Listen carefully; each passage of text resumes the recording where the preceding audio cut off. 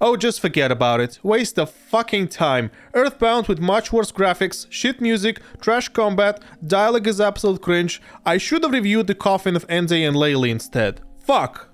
Just kidding, this game's amazing and you need it in your life. And you need to hear my story. Unless you have a no-no policy of touching anything that's related to depression, anxiety and suicide, because this game explores these subjects a whole lot. It is not warm and fuzzy experience for everybody like Undertale. This game hurts like a bitch, and your therapist will be hearing about this. This game changes you. No kidding. That's why in this completely spoiler-free review, I will try my best to explain why you should play it or replay it, how it might affect you, and I will tell you my personal story involving my uphill battle with the aforementioned subjects. Here we go. Just let me dry my tears is all. Let us explore how a game that looks like a children's coloring book captured the minds of many, leaving them with tears and extremely positive reviews on Steam. Well, first things first. This is a game about emotions, and it will allow you to experience them like no other. It lets you deal with trauma, fight your nightmares, face your fears and build a future, and become a better person. And while doing that, you can relate to its characters, a trait so rare in modern gaming, you have to do a spot check to see if your main cast actually has any depth to them. But Omori is a horror game first of all, a psychological one at that. So the best way to experiencing it definitely is to go in blind without any prior knowledge of the story. Which is why I won't be telling you anything of the sort that would interfere with your enjoyment of this game. It is also a deep game, which tackles dark, truly dark topics like suicide, anxiety, depression, and loneliness. But you're strong, bright soul that is capable of handling these things. After all, our character is just a boy, and we're here to help him. No one is ever truly alone. Remember that, friend. Omori is an RPG Maker game, so what should its greatest strength be? Story? Check. Sketchbook art style? Check. Characters? There you've hit the jackpot. The game is absolutely fantastic at how it presents its characters. Get this, as mentioned, you can actually relate to them. Isn't that nice? You will never forget them, just as you'll never forget Arthur Morgan, Commander Shepard, or Geralt of Rivia. Each character in this game has a main personality trait and yeah, maybe it's a tad bit exaggerated, it's not reaching the levels of Zombie Simpsons, and it actually serves as a main plot point of the game, so bear that in mind, please. Specifically, I have to mention the main character of the story, or rather, his honest-to-God portrayal of depression, anxiety, and suicide ideation. And while you don't necessarily need to have experienced these feelings to understand RMC, but as a person who battled with all three of these ailments, I have to say that it provides an incredible therapy course as I played this game.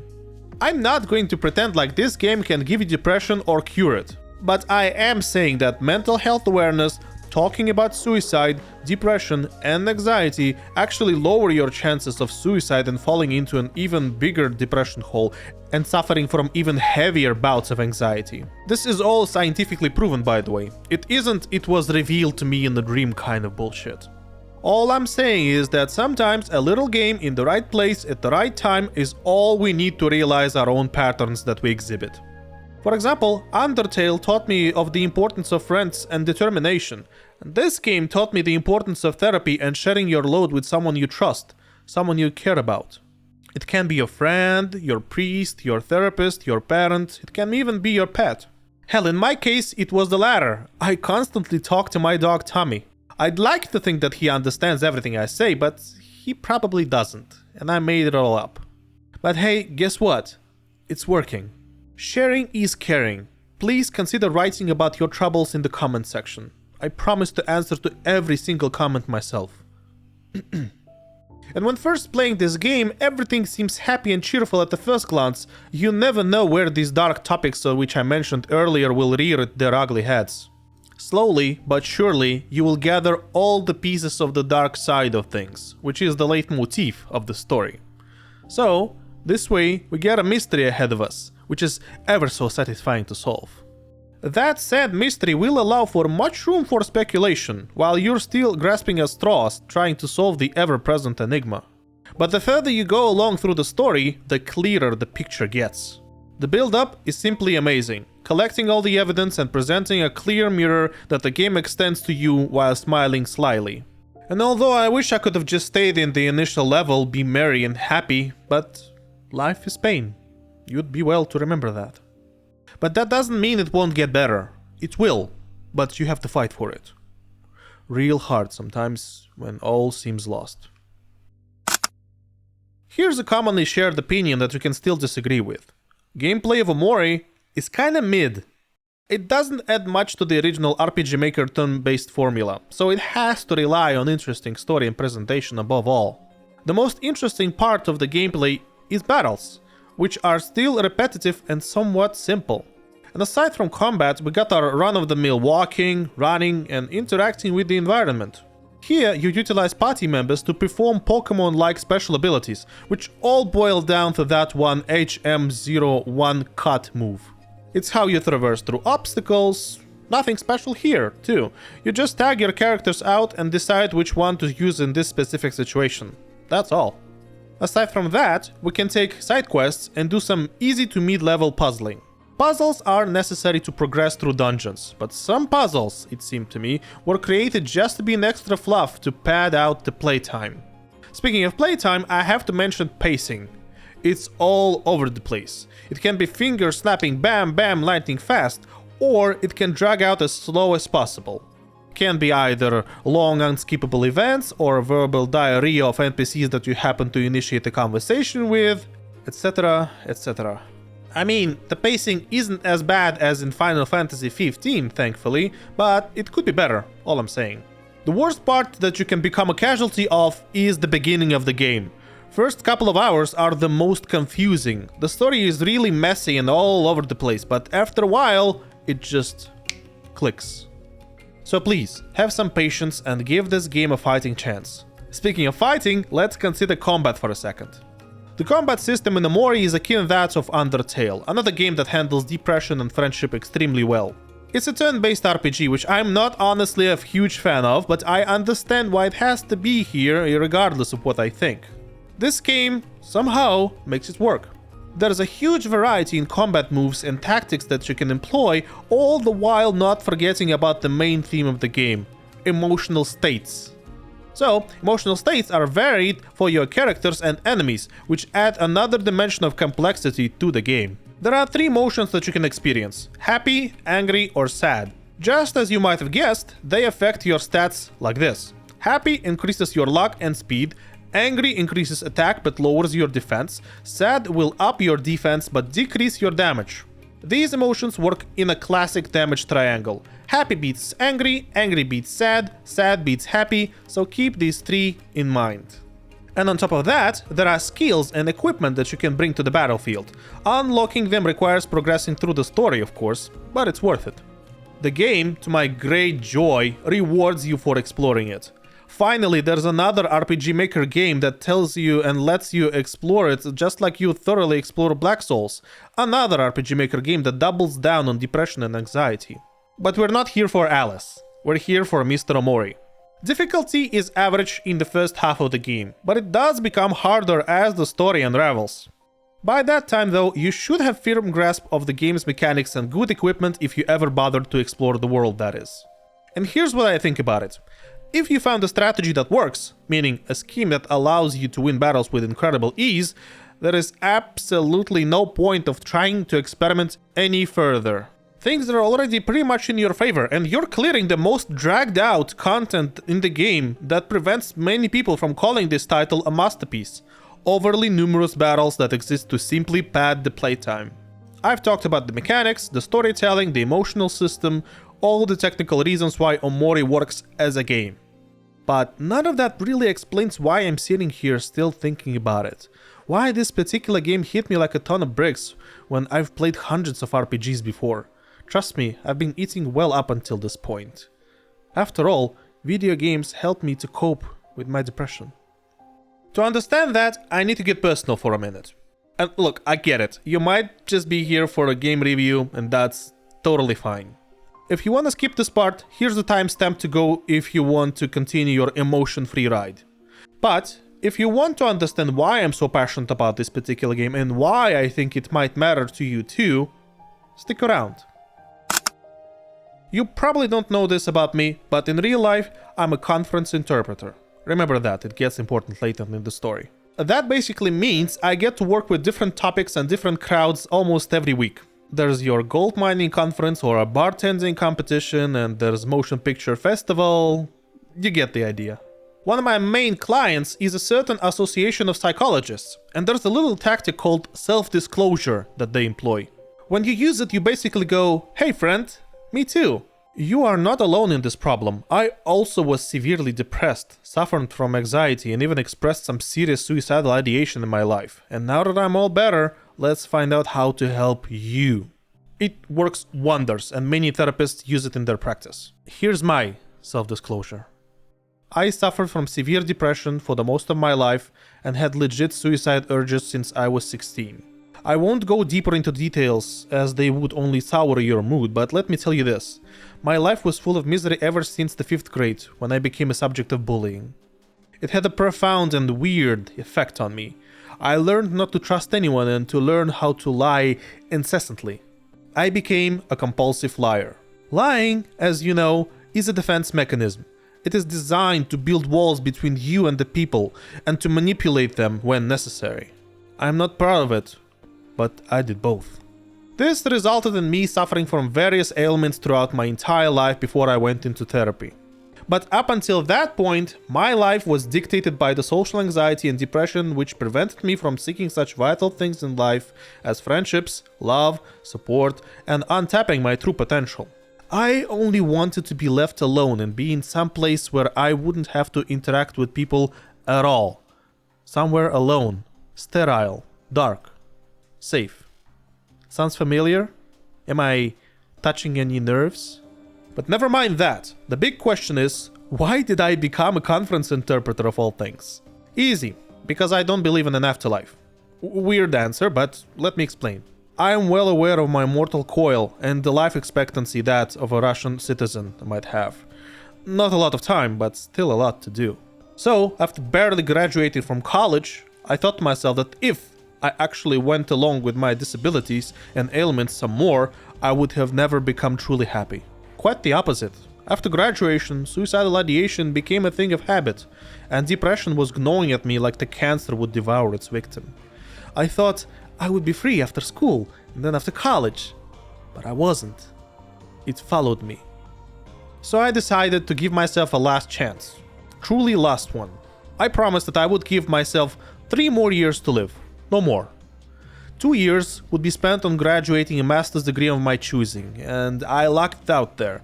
I got full scholarship to one of the best universities of Russia because I actually applied myself for the first time in my life as per my plan. And the last year would be spent in therapy, along with seeking decent employment to pay for the shrink. The game was on.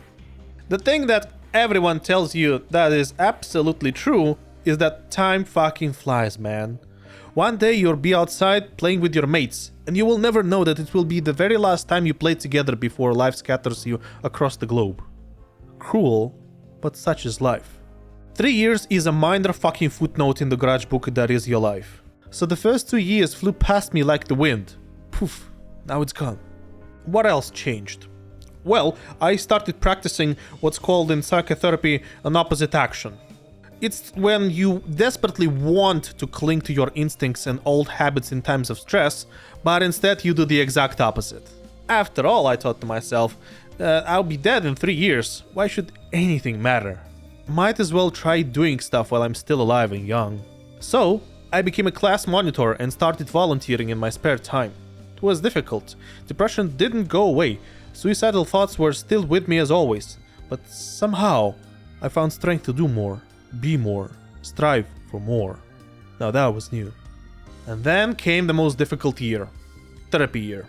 First meeting I said to my therapist dead in the face that in exactly 365 days I'm going to jump off a bridge. Now are you going to take in my case? Yes or no? She said yes. And we started our CBT therapy, which I wholeheartedly recommend to everyone unsure of what to do with your depressed and sad life.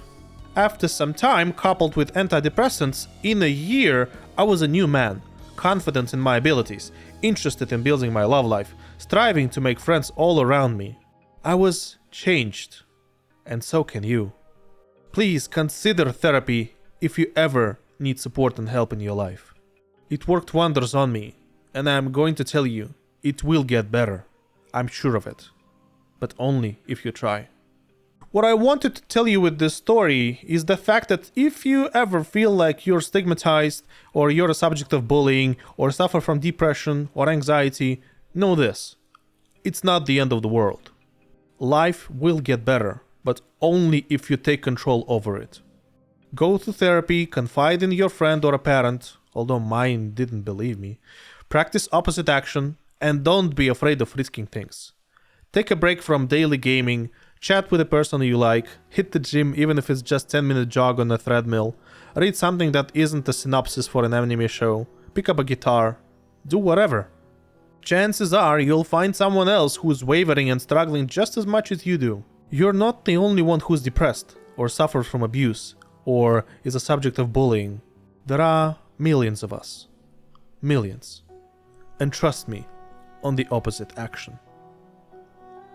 That's my self-disclosure, everyone. Now you might be wondering, why am I telling you all this? Why does my therapy journey have to do with the video game review? Here's the thing. I played Omori years after I came out of therapy. Years after I learned to manage my depression. After I started building meaningful relationships. After I stopped wanting to jump off that bridge. And somehow, this game still hit me like a freight train. That is when I realized just how powerful Omori really is. It's not just a game that helps people who are currently struggling, though it absolutely does that as well. It's a game that can reach you no matter where you are in your journey. Whether you're in the darkness, climbing out of it, looking back from a better place, Omori still finds you. It speaks to something universal about the human experience, about how to be human, about how to overcome your struggles, about how to finally become happy and throw that fucking pain away for good. So when I tell you this game changed me, I'm not just talking about emotional catharsis or a good cry. I'm talking about a piece of media that understood my entire story before I even told it. Play this game for the love of God. Back to the review. I am afraid of looking for Omori in other games now, because it's so masterfully written. This game saved my soul because I am more wholesome, more complete and more happy because I played this game. It's a soul remedy that everyone needs. Stop everything that you're doing and just play this game. This is all hands on deck kind of situation. And if you're going to get one takeaway, one thing from this channel, let it be this. Omori is the stuff of legends. It heals your soul, and you'll be grateful you played it.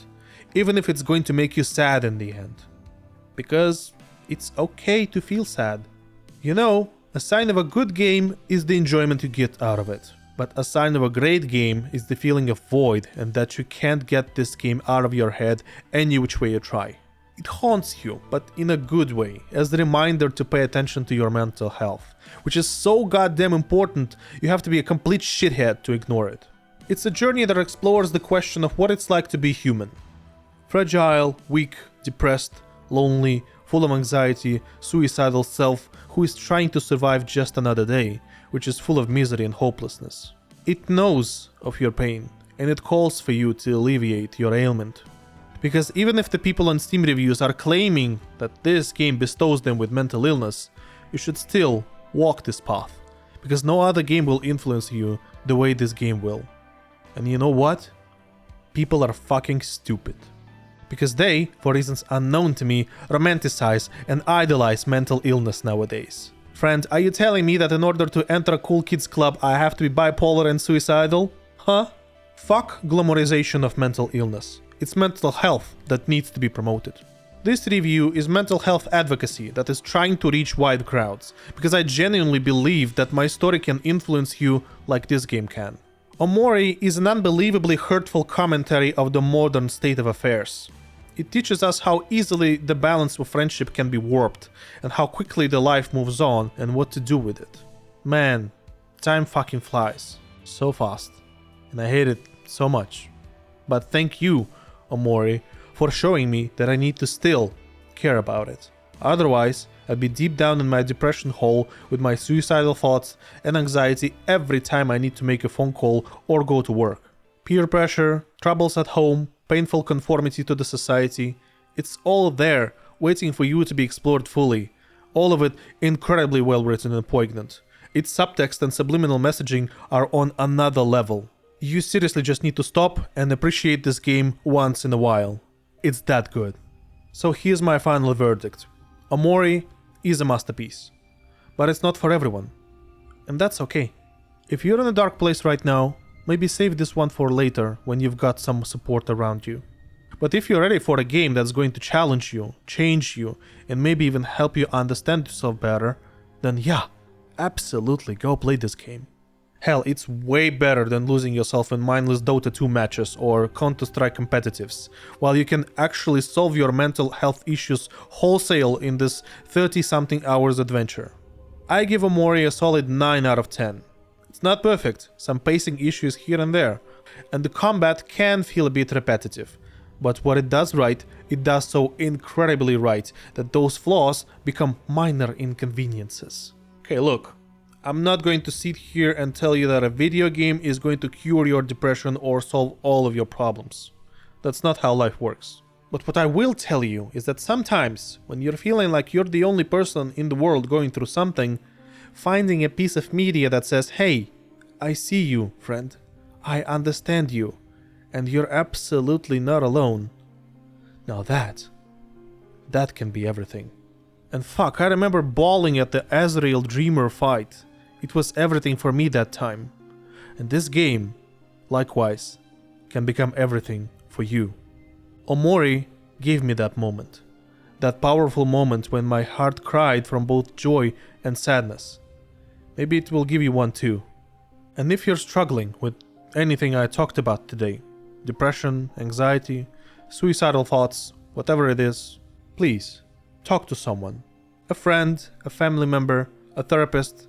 Hell, even leave a comment down below and I'll respond personally. I meant what I said earlier. You're not alone in this, and it really does get better. I'm living proof of that.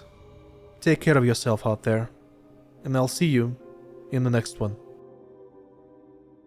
Thanks for watching.